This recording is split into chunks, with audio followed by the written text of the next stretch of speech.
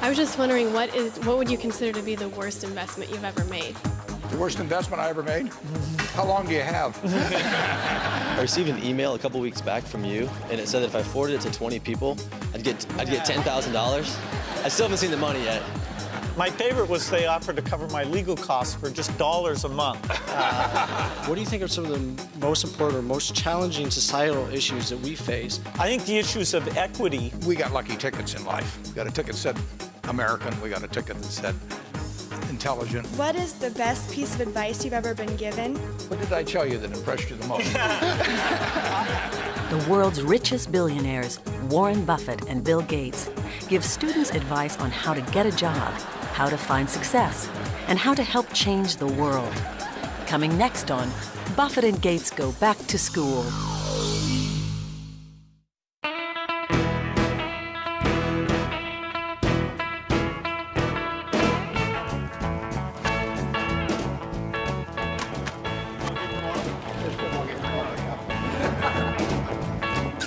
The two richest men in the world are dramatically different. Warren Buffett earned his $41 billion the old-fashioned way, by investing in solid old-line companies that sell basic products: insurance, soft drinks, home improvement, and shoes. Bill Gates is the modern genius who earned his $50 billion by creating the world's largest software company, Microsoft. His innovative products include Windows, Office, and Xbox 360.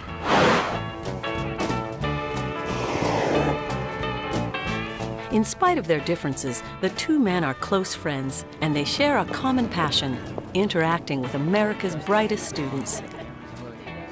Today, Buffett has invited Gates to join him in a dialogue with students from the University of Nebraska School of Business Administration. Buffett earned his bachelor's degree here in 1950.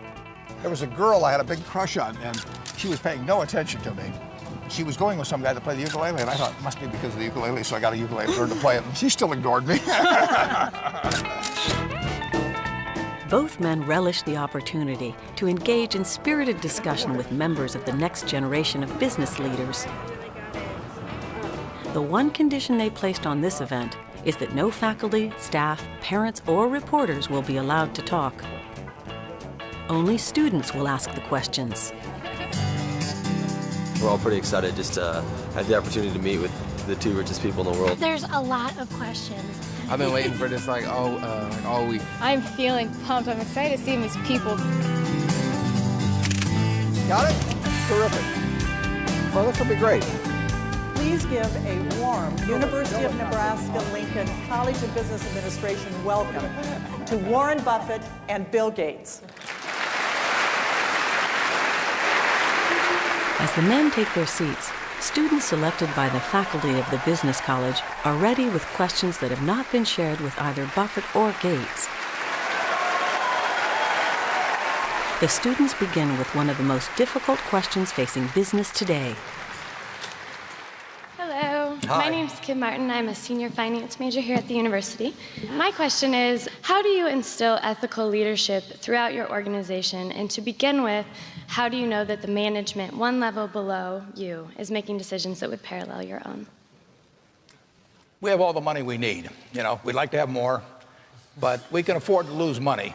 But we can't afford to lose reputation, not a shred of reputation. And therefore, I ask the managers, I ask them to judge every action they take, not just by legal standards, although obviously that's the first test, but also by the test, what I call the newspaper test. How would they feel about any given action if they knew it was to be written up the next day in their local paper, to be read by their family, by their friends, by their neighbors, written by a smart but kind of unfriendly reporter? And if it passes that test, it's okay. And I tell them if anything is close to the lines, it's out. And they can always call me if they wanted to check something. But if they call me, there's something wrong with it probably anyway. So, and that's about it. In Microsoft's case, our top management team, the majority of them joined us as right after whatever degree they got, if any. You know, our business in many ways is kind of simple. It's about writing great software.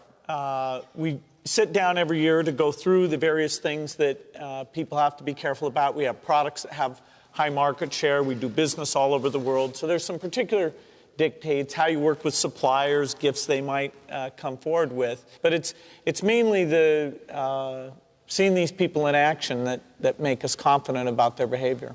I should mention that I am the only college grad up here. I mean, yeah, I'll be taking my Harvard shirt off pretty soon because I didn't complete the whole course, so I didn't think I should leave it on the whole time. Well, they don't allow you to wear it more than half the day, as I understand it, actually. Hi, I'm Tara Steinbach. I'm also a senior finance major at the university. And this is for Mr. Gates. Since you joined the board at Berkshire Hathaway, have you considered possibly taking over for Mr. Buffett when he retires? I'm going to take notes on this one if you don't mind. Yeah, this being on the Berkshire board is a real honor for me. And I just joined the board last December. I have to say it's not very remunerative. I couldn't even make the flight out here on my Berkshire director's fee. I didn't hear that part. But Berkshire's been organized in a very unique way, and of course very different from my business experience, which is all really related to software and what goes on there. So I'm looking forward to being a good advisor, making sure that Berkshire is grooming people for whatever succession eventually has to take place. But it won't be me. Berkshire's got a lot of great people, and they understand the unique system there, and they'll step up to it. We pay our board, our directors, $900 a year, and I really would like to pay them more, but Bill's so far ahead of me on that Forbes list already. I don't want to give him any ammunition. And seriously, we're very, very lucky. I mean, there are people that would pay anything to have Bill on their board, and it's a real act of friendship that he has come on the Berkshire board. It takes a lot of time. If the rewards are there, they're only psychic, but to have him there, you know, with the small difference in our ages, makes me feel very good. I'm the older, actually. I just explained it. It makes me feel very good to know that I've got people of both of the quality and the experience and everything else to make that decision when I'm not there the next morning. So I'm very grateful. Okay, thank you. Here it comes. Yeah. He's got it. Bring out his high school.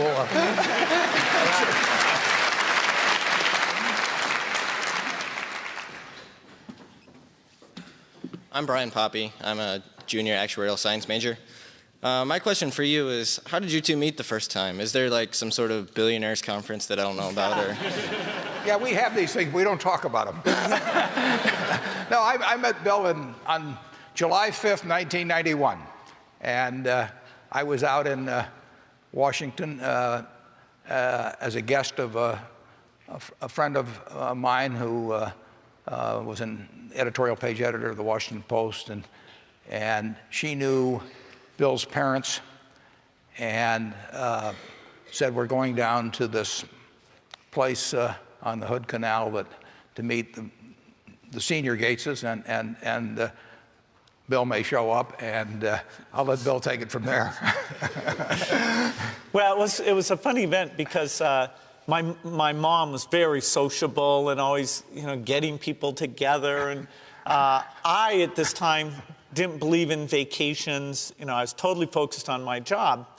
And so when she said to me, you've got to come out and meet, it was Warren and Catherine Graham and a couple other people, I said, Mom, I'm busy. And she said, no, this will be great. And I thought, well, I'm not sure. I'm into this software thing, and I don't know much about investing. And I hadn't thought about it much. But I went out, and so Warren and I met, and I'd actually come out in a helicopter. I was planning to go back a few hours later. But then by the end of the day, I was there just talking with Warren. And so it began a really unbelievable friendship for me. And I could tell that even though we came from different directions, the kinds of things that fascinated us and that we thought were important were very much the same. And so, for the last 14 years, we found every excuse possible to get together, whether it's, bridge or golf. But really, it's about talking about the world and thinking about what's going on in it that's at the core of it. The moral of that is listen to your mother. I'm Mark Schmitz. I'm a senior actuarial science major. Could you tell us a little bit about your typical workday and how you manage your time to allow for playing Halo 2 and that kind of stuff? Well, I don't get to play much Halo 2. I have to say, when I play with my colleagues at work, I get slaughtered so fast it's unbelievable when I'm on Xbox Live. Project Gotham Racing, I'm a little better at. It's nice to have a job where gaming is a serious pursuit, and we get to think about that and talk about that. And playing around with the latest technology, whether it's new PCs, looking at new software, sitting down with researchers. It's why I think my job is the best. Warren thinks his is the best, but I'm sure I'm right. Anyway, I'm in meetings a lot. My calendar gets very full with those, and then at night, after the kids have gone to bed, I'm on email a great deal. I get messages during the day. That's my chance to give long responses. And then over the weekend, I send a lot of mail as well. I take 2 weeks a year to just go off and read and think, where I'm not interrupted by work or anything else. I'm just solidly trying to think about the future, and people get to send me things to read as part of that so-called Think Week. So it's a nice mix of things. About 25% of the time then I'm out traveling around, meeting with customers, Europe, Asia, and that sort of helps me think, okay, do we have the right priorities? What are people responding well to, and what would they like to see us do better? I'm on Think Week about 50 weeks a year. I work about 2. And you'd be surprised at my days. I mean, they're very unstructured, no meetings, none. I mean, I don't like meetings. And I read a lot. I wish I were a faster reader. I'd get more done. But I do read a lot, and I'm on the phone a moderate amount. Our businesses run themselves basically out there. My job is allocating capital, and that's what I'm thinking about. But I don't like to have things all packed hour to hour to hour. And Bill and I are both extraordinarily lucky. I mean, we really get to do what we like to do, the way we want to do it, with people that we choose to be around, and they're terrific. I mean, we've really got everything our way, and we're very fortunate. And in his world, he has a different kind of pace than I have, but we both love it the way we do it. And my guess is that we're each the most productive in that particular mode too, because it fits our personalities and aptitudes. My name's Topher Voorhees. I'm a senior finance major. My question is, after the Xbox 360, where do you see video games going? Well, Xbox 360 is a pretty good step. It's sort of the first of a generation of what we call high-definition games, where the realistic vision that you get is almost like reality. The other big thing is we want gaming to be more social, so this idea of live, where your friends can get on and you can have spectators and contests and make it into a very social activity. But we think we can draw in people who are older, people who are younger, more women into it by having more variety of these game types. Now, every 4 or 5 years, there'll be a new game. So after Xbox 360, I don't know what we'll call it, 720 or something obvious like that. You don't have to go out much further until the visual realism is so good that it's like trying to improve CD audio. There are ways of encoding audio with more resolution than a compact disc, but people can't tell the difference. So a lot of it will come back to the creativity of those game developers. We will start to have cameras and speech recognition, so you'll be able to talk to the game instead of just using the triggers. You'll be able to take, a bat or a golf club, and our camera will watch what you're doing. And so it'll be a bit more like the virtual reality thing in terms of reacting and then it seeing exactly how to respond to that. Hi, my name is Pamela Bracey. I'm a senior marketing major here at the university. And if you guys decided to drop a $100 bill, would you bother going back to pick it up, or would you let a lowly college student like myself go get it? If he drops 10 cents on the floor as he walks out and he doesn't pick it up, I'll pick it up.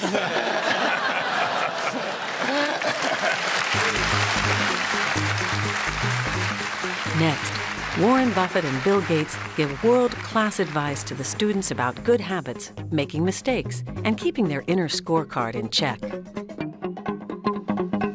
Hi, my name is Nicole Brockhoft, and I am a senior business administration major here at the university. And I was just wondering, what is the best piece of advice you've ever been given, and how has it impacted your personal or professional lives? What did I tell you that impressed you the most? Actually, I can answer that. When first I met Warren, we were talking about getting together and doing something again, and he pulled out his calendar, and the pages were so blank. And I said, wow, you know, you've managed to avoid getting tied into a lot of kind of meaningless activity. And you know, Warren said, yeah, you have to be good at saying no and picking the things that really make a difference. And that's one of many things I've learned from Warren, but that's one of my favorites. And so I can blame it on him whenever I'm turning things down. Yeah, well, actually, I told him that was it. The truth is I don't get invited anyplace. I think that, you know, I got an awful lot of good advice from my dad, and he didn't lay it on me. I mean, he just, you know, you picked it up from him, but there was never any of this, you know, do this, do that type of thing at all. But I think he really taught me that it's more important in terms of what's on your inner scorecard than your outer scorecard. I mean, some people get in a position where they're thinking all of the time of what the world's going to think of this or that instead of what they themselves think about. And if your inner scorecard, if you're comfortable with that, I think you're going to have a pretty happy life. And I think the people that strive too much for the outer scorecard sometimes find that it's a little hollow when they get all through. I'm Mary Reiser. I'm an accounting major. I'd like to know, we all consider you to be the financial business experts, and we look to you and follow your lead. But when you need advice and feedback about an idea or decision, I'd like to know, who do you go to? Well, usually I look in the mirror, to be perfectly honest.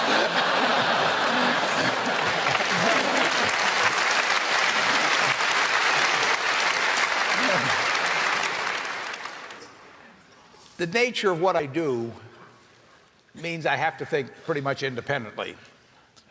Because if I take a poll, in effect, I'm going to do what everybody else is doing, and I don't think much of that usually in investments. And so I have to have an environment, I have to have a temperament personally that lets me think for myself. And I've got a terrific partner, a fellow named Charlie Munger. And you can't find anybody any smarter, any better quality of anything. But we think a lot alike. And we do talk things over occasionally, but we don't talk them over very often because I know how he thinks, he knows how I think. He's taught me a lot, you know, and you know, why should I pay for a phone call if I know what he's going to say? So if I need to get a cabinet around to make decisions or anything like that, I probably shouldn't be running the place. And that doesn't bother me to have the responsibility for it, but I just don't want to put it up to a vote because I've seen too many, particularly in the investment world, as you get larger and larger groups making the decisions, they get more and more homogenized. And I don't think you will ever get brilliant investment decisions out of a large committee.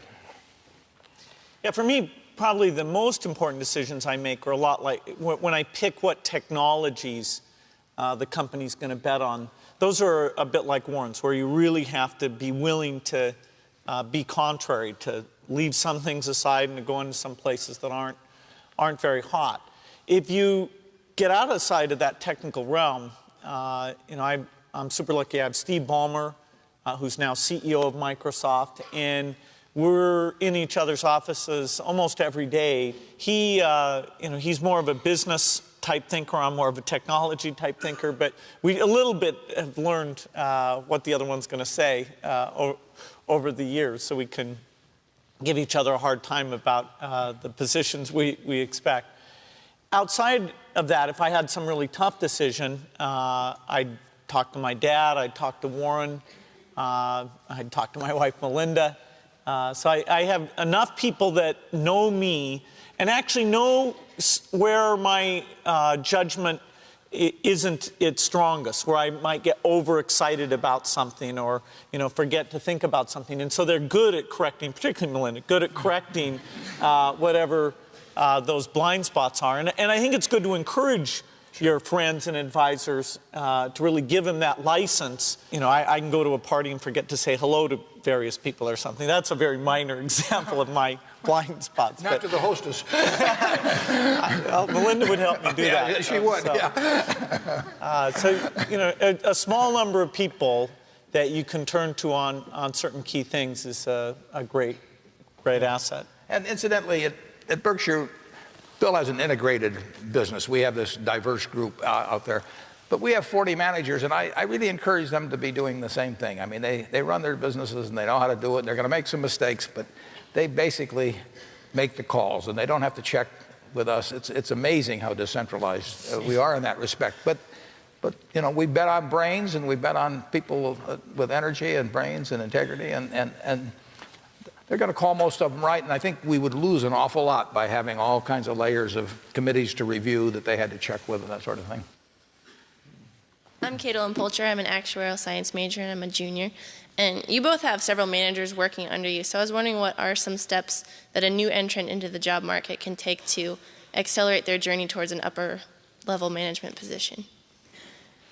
Yeah, well, one thing I will tell you that I didn't realize when I was getting out of school is how much the unusual person will jump out at you. I mean, and it isn't because they got 200 IQs or anything like that. It's really because of just how they behave, what they bring, the energy they bring, the commitment they bring, the quality of how they do things, how they treat the people around them, all kinds of things. But you will jump out much more than you might anticipate. One of the things you would want to be sure to do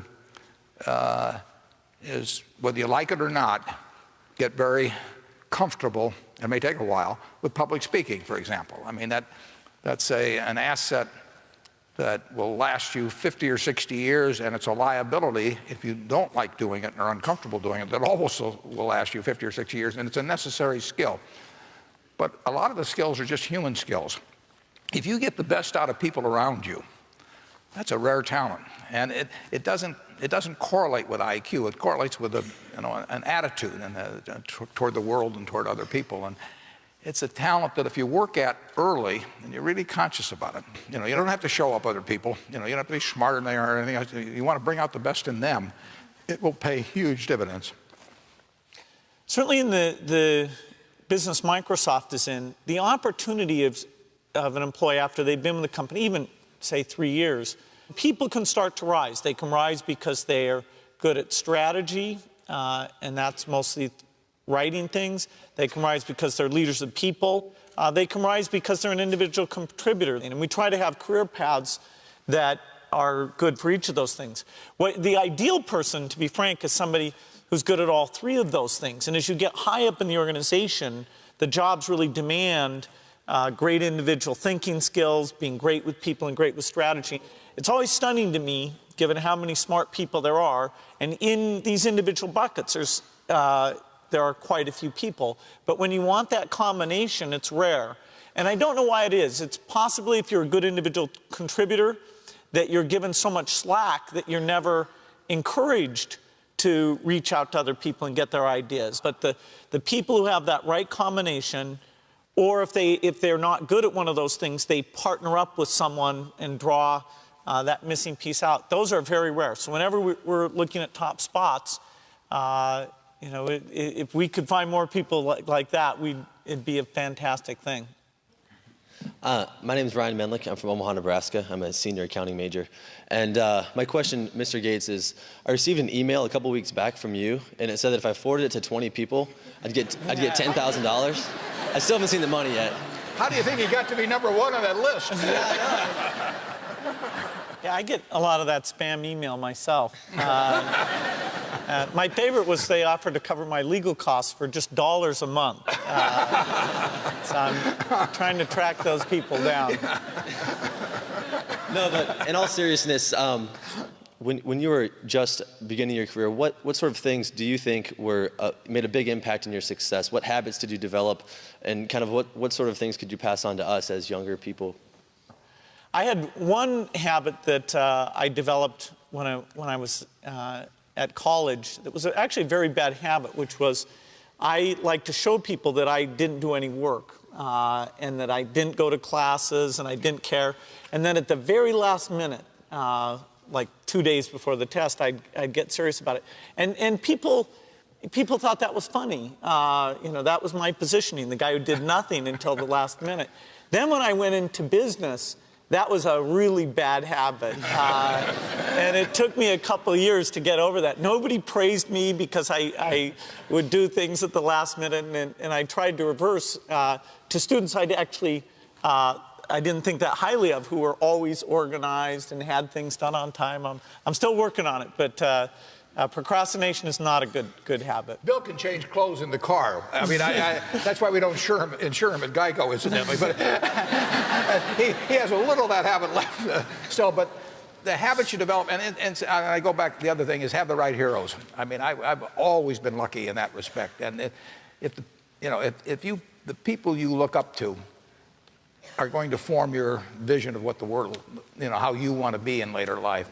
And well, I'll give you 2 pieces of advice. I'd invest as much in myself as you can. I mean, you're your own biggest asset by far. I mean, you've got all kinds of potential. All the people in this room, you're lucky to be in this country, gotten a good education.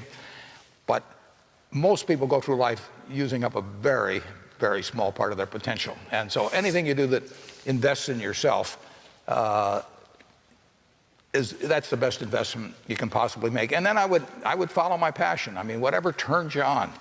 I was lucky. I found something early that turned me on. But you don't want to take a job just for the money. You don't want to take a job for an organization that you really don't feel good about, or work for people that you don't feel good about. You really want to be excited when you get out of bed every morning. And it won't necessarily be the job that you have 10 years later, but you'll be learning so much as you go along. And I took a job with Ben Graham, my hero, and I never asked the salary, and I found at the end of the month when I got my first paycheck what I was earning, because I just knew it was the right thing to be doing. So I would follow your passion. My name is Elizabeth Vineyard. I'm a senior marketing major. I guess my question is, hearing about the globalization of business, being a small business owner myself, I wonder how you see that affecting the small business sector. I don't think most small businesses, as I think of them, I don't think it's going to have that much effect on what you do. I mean, if you're bringing something to your customer that they want at a price that makes sense for them, you're not going to be undercut by whether somebody's doing something in China or India on a small business. I mean, when I think of the small businesses I deal with, they do not have a problem with globalization. If you've got a major textile business or shoe business or furniture business, you're going to be very much affected by what's going on around the world in terms of production costs.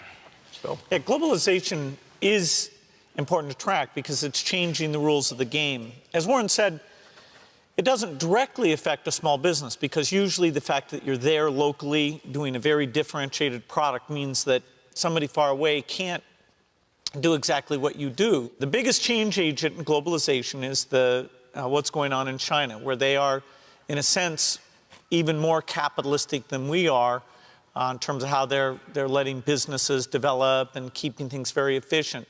And so I think it's very important, no matter what career everybody here is going into, to look at China as a change agent, think about globalization, and then thinking about these indirect effects on the opportunities for the companies you work for.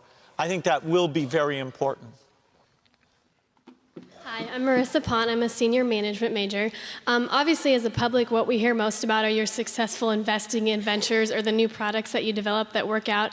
I was just wondering, what would you consider to be the worst investment you've ever made? The worst investment I ever made? How long do you have? I've made some very bad ones, but that doesn't really bother me. It may bother the shareholders, but that's another question. You're going to make mistakes in life. I mean, there's no question about it. You don't want to make them on the big decisions, who you marry and some things like that. So there's no way I'm going to make a lot of business and investment decisions without making some mistakes. I may try to minimize them. I don't dwell on them at all. I don't look back. The biggest mistakes are the ones that actually don't show up. They're the mistakes of omission rather than commission. We've never lost that much money on any one investment. But it's the things that I knew enough to do that I didn't do. We have missed profits of as much as, maybe $10 billion in things that I knew enough to do and I didn't do. Now, the fact I didn't buy Microsoft way back is not a foregone opportunity because I didn't know enough to make that decision. But there have been other investments where I didn't know enough to make the decision, and for one reason or another, I either didn't do it at all or I did it on a small scale. I was sucking my thumb when I should have been writing checks, basically.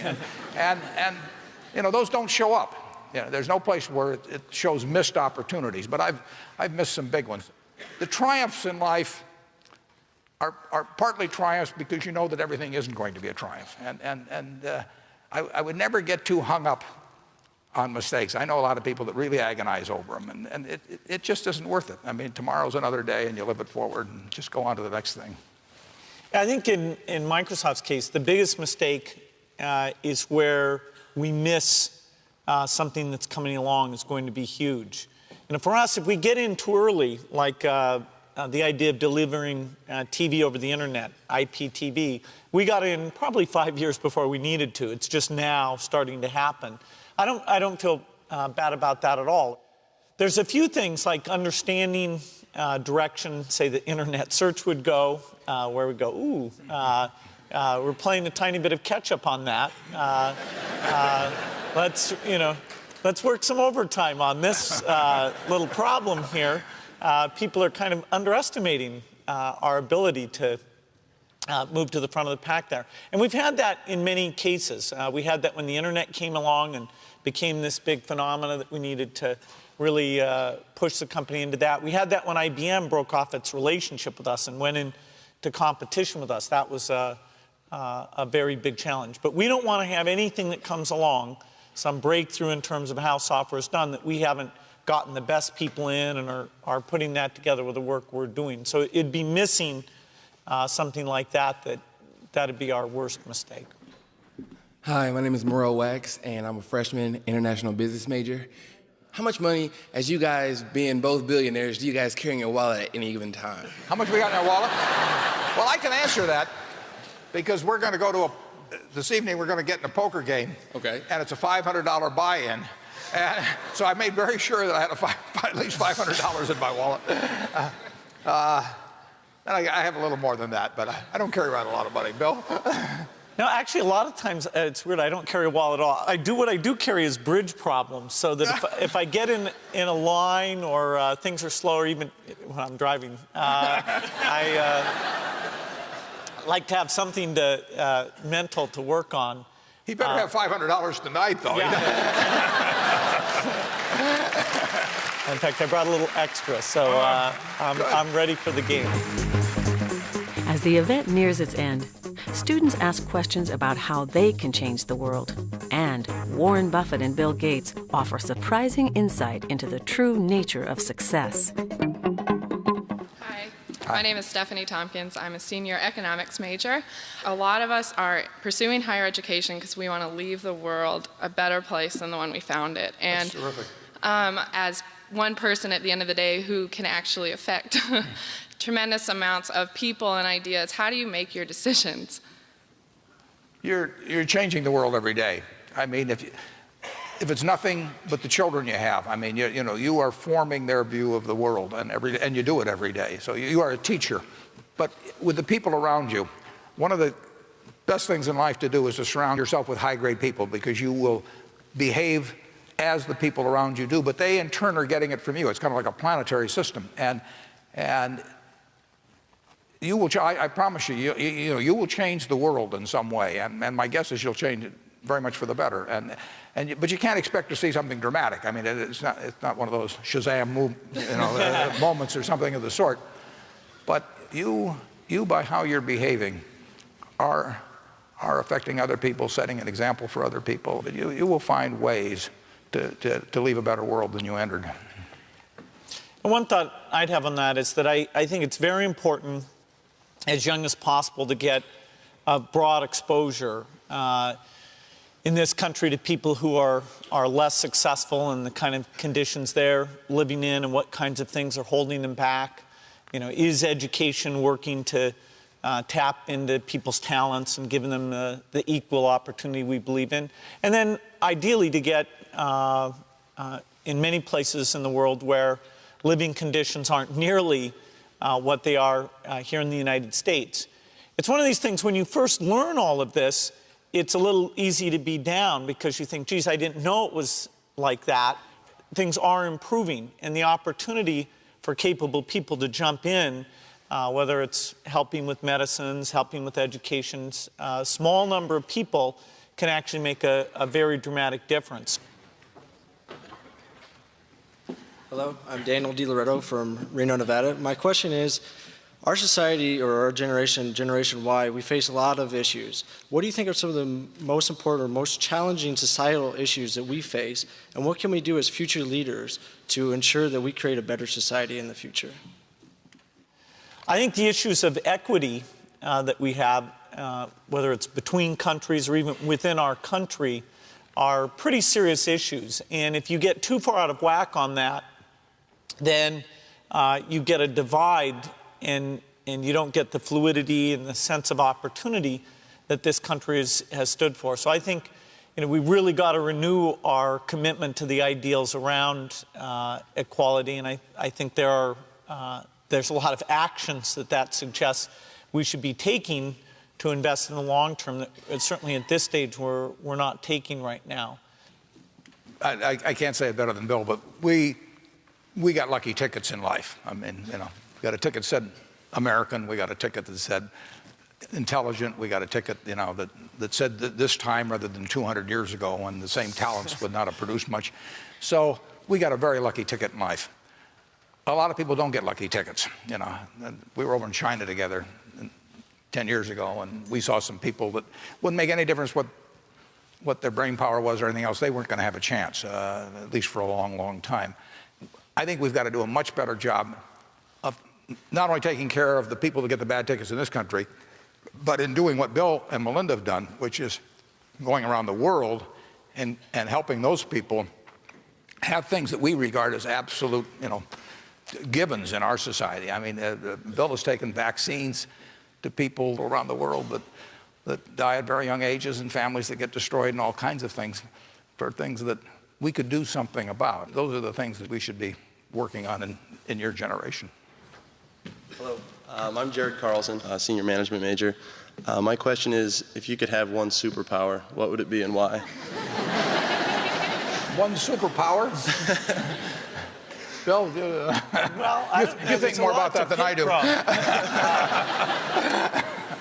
I don't know, extending one's lifetime would be a reasonable thing. Yeah, I'll take notes if you have anything to say on that. I don't think being able to get rid of competitors, that wouldn't be much fun. That'd be like hitting a hole-in-one all the time. Being able to read super fast, that'd be nice. That'd be huge. That'd be huge. Well, Bill can read. I mean, he reads about 3 times as fast. And just think of, I mean, I probably wasted 10 years reading slowly. But, no, if you're talking about granting a wish, I mean, what you would the type of thing. I mean, what you really would hope is that somehow you could reduce the threat posed by nuclear knowledge in the world. I mean, that's going to be the great problem of mankind in your lifetime. And the knowledge is out of the bottle. The genie's out of the bottle on that. And you have a lot of evil people in the world. And then the question is, how do you prevent intent of evil people coupled with knowledge, which has now gotten more widespread, to interact in a way where huge amounts of damage are done people throughout the world. And that's, I mean, that, if I could, I think that's the most intelligent thing to work on philanthropically, for example, but I don't know how to do it very well. We do a little, but that's, you know, that would be the wish. But the reason it's just kind of a dream is because the problem is so tough. Hi, my name is Kristen Lovegrove. I'm a senior finance major.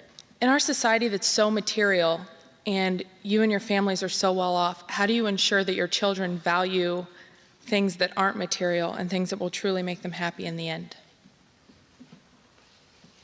Well, I was a little lucky in that respect in that my kids didn't think I was rich. And I wasn't rich for a while. I mean, but even after I was, you know, we lived in the same house. There's only one house they've known in their life in terms of a primary home, and they went to public schools in Omaha, and we lived in a neighborhood where, and we still do, where the average income is probably more or less average for Omaha. So they really didn't have that problem. My kids didn't even know what I did. I mean, partly because I couldn't explain it very well, but they did not grow up in a rich environment. Now Bill's situation's different, and just in terms of you know, being a celebrity and all of that sort of thing, and that came late enough with me that it didn't really pose problems for the family. But it has to be it's a significant factor, and I'll turn over to Bill. Yeah, I can verify what Warren said about his house. I was very excited to go visit, you know, think, what has he done? What amazing things is he going to have? And I went into his dining room. He didn't even have seats on the chairs. And he didn't even know they were missing either. So I don't... There's no hurry on these things, Bill. I mean... I think it is tough, and perhaps particularly so when children grow up and have a very nice house and they think, you know, what are the real limitations? I do think there's some very basic things around giving them an allowance at a young age and sticking to that and having them decide, okay, you want to buy a candy bar today, that means you can't buy one in the future, and start to figure out that there are real limits. I do think we're lucky that our children will get to go to Africa and Asia and see how people live, and even from a young age understand that the United States is statistically an aberration, that the lifestyles we have, we should wish that many decades in the future that the world at large can live in these same ways, and you know, hope that people treat them in a normal way and treat them for what they're actually good at. That, you know, would bother me a lot if they were being approached because somebody thought they could influence something. You know, it's an awful thing. Every kid should be evaluated based on who they are and what they're doing.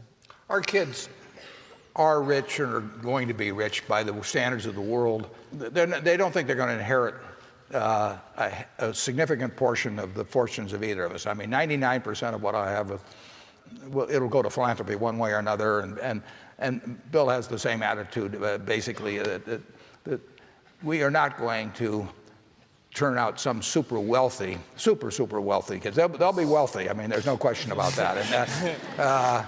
But the idea of dynastic fortunes, you know, I find it turns me off.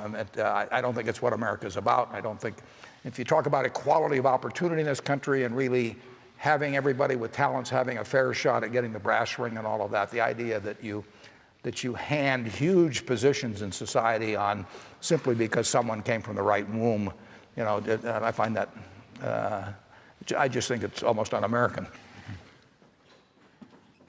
My name is Matthew Bodie. I'm a senior from Elgin, Nebraska.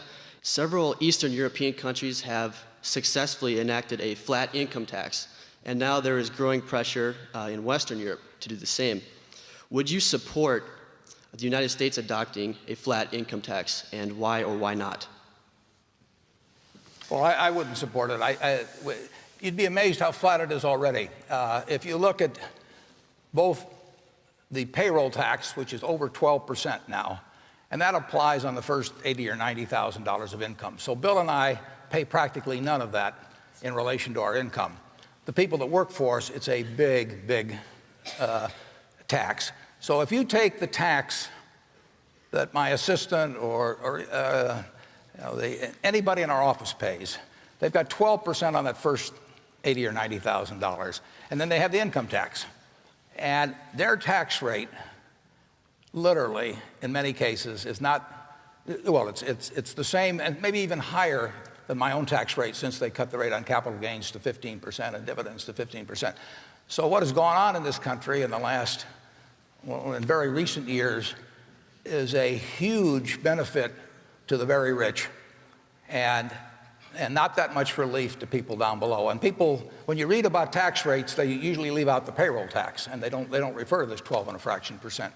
So we have come, in my view, to a taxation system that's much too flat in this country, and frankly, I think that Bill and I should have a higher tax rate on the income we get. We pay a lot of taxes, but it's really at a very low rate, and it's a rate that's less than half the tax rate that I was paying 25 years ago when I was making a lot less money. They have really taken care of the rich. Yeah, I go along with that wholeheartedly. I think we probably need a more progressive system as we look to balance the budget, that at some point I think people recognize that needs to be done. Probably one of the ways that'll be done is that the rich should bear a somewhat higher proportion of the burden than they do today. Very large fortunes never go through an income tax. Maybe it's a little ironic, but both Warren and I would say things in several aspects of the tax system should be more progressive. I could spend the rest of my life, and I could have done this 20 years ago, and actually pay no federal income tax, because I could have taken my Berkshire Hathaway stock, borrowed some money against it every year to live on, and when I died, then the estate would pay off the debt on it. But I could have gone through my life, a good bit of my life, without paying any income tax whatsoever. And I frankly think it's very unfair. Hi, my name is Dan Senft. I'm a senior finance major. My question is, the Forbes 400 puts your collective net worth at $91 billion. By comparison, that figure exceeds the combined gross domestic product of the bottom 70 nations in the world. How do you feel that your immense wealth contributes to the balance of global prosperity? Yeah, well, the wealth, in effect, is a bunch of, the prosperity comes about through the products that Microsoft turns out. They're changing the lives of millions and millions of people. In the process, you get these eventual claim checks on society's output. These little pieces of paper that I've got in a vault called stock certificates, can be turned in at some point to get goods and services of one sort or another. Basically, the money is going to go in a way that we think will have the most impact, beneficial impact on society, viewed on a global basis, not just on a national or regional basis. It will go, we hope, as intelligently as we can make it go, to change the lives of people all over the world. Now, there's two factors that enter into it. That's the amount you leave or put into charity, and then how efficiently you do it. Bill and Melinda, in my view, they run the largest one, but I would say they also, certainly among all the big ones or anybody that I know about, they run the most efficient one. They have literally said to themselves, how do we use this money to change in a major way for the better the lives of the most people in the world? What could be more rational? So they've combined what I would call head and heart with huge sums of money, and no one's gotten a result, in my view, like they have. Yeah, I think the key point here is that owning, Warren owns a big piece of Berkshire. I own still a measurable piece of Microsoft. That's not consumption. What the limited resources of society you hit those limits as you consume. And so somebody who makes, say, $50 million and chooses to, just build mansions and have things happen for them, they are diverting resources in their direction instead of those resources being used, say, to help out people who are less successful.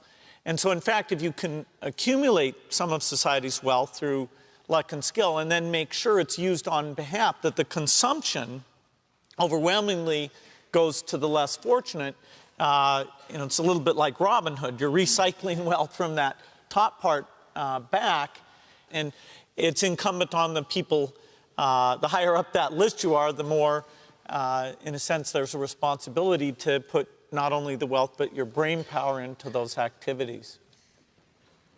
I am Allison Mack, a senior marketing major. As college students, we're constantly thinking and planning towards the future. Where do you personally envision yourself to be in 10 years? I'm glad you didn't ask my doctor. If I'm in decent health, I'll be doing exactly what I'm doing now, because I'm doing what I love now. I mean, if I could do almost anything that doesn't require any athletic or mental ability. What do I choose to do? I choose to jump out of bed every morning and run down and work at Berkshire Hathaway, and I don't see anything that changes that. I'm doing what I love, and you know, health will determine how long I can keep doing it. But I've told my children that when I start going gaga and, you know, spend my time spinning yo-yos and things like that, that they're to come to me and tell me that it's time to step down. But I've told them they better all come as a group, because if just one comes, I'm going to take them out of the will. Yeah, well, 10 years from now, I'll be turning 60. I have to say, every time the age 10 years older than me always seems like that's when I'll be old. When I was 40, I thought 50 would be that mark. Now that I'm very close to that, I think, no, that's not being old. You know, my life's work in terms of creating a company is certainly around Microsoft. Over the next 10 years, my balance between the time I spend on philanthropic things versus my full-time job will switch somewhat in the favor of doing philanthropy, spending more time on that. It does mean I need to get one of the great young people at Microsoft to sort of get on the hot seat of setting the product strategy, which is a great part of my job. I love my job. It's an amazing job. You know, I'll always be able to have some mix of Microsoft and then a bit more philanthropy. Hello, my name is Paul Turnus. I'm a senior business administration and music major from North Dakota originally. I was wondering, what is your definition of success, and what has been your largest non-business success in life? Well, we played ping pong against a 9-year-old girl in San Francisco. 2 weeks ago, her name's Ariel. Yeah, how many points did you get? She got up. Bill got more points off her than I did. And I thought I was pretty good, too. And this little 9-year-old, it's disgusting. She should have been in bed. She totally cleaned us. No, that was a little humiliating. I'd say in my case, my goal for success outside of work is definitely raising a family. Just getting started with that. And I think there's some unique challenges of when a parent is very visible and has money and things like that. It's not easy in any case to raise kids the right way. But I'd say I hope to be successful at that. So far I haven't caused them any damage. They seem to be doing okay. We get a lot of people that want us to adopt them. I mean, he's working on his children, I'm working on my great-grandchildren, but otherwise we got the same approach. I would say this in terms of success. This will surprise you. But I would say I've never known anybody that got to my age or close to my age that had lots of people that loved them that felt anything other than a success. I mean, you have lived a successful life if, as you get older, the people that you hope love you do. And that includes your family, your business associates, all kinds of people. And the converse of that is that I know people enormously wealthy, you know, they get schools named after them, and they get dinners in their honor, all that sort of thing. And the truth is that nobody thinks a thing of them. And I have to believe they know that, and that everything gets quite hollow in their life at that point. And they've got all these markers, and there's people on the Forbes 400, you know, that are in that category. And I won't name names. But it's, I can't think of anyone I've known, and I've known some, you know, a lot of people by this point in my life. I've seen them in very ordinary jobs, all kinds of situations. If the people around them love them, they feel very successful. Thank both of you so much. We appreciate you coming. With the final question of the evening answered, Warren Buffett and Bill Gates prepare to leave the stage, but not before shaking hands with all of the students who took part in the event. Thank you for the opportunity. Okay, thank you. Yeah, okay, you're terrific. You guys look good. You're all okay, dressed up thanks today. for coming.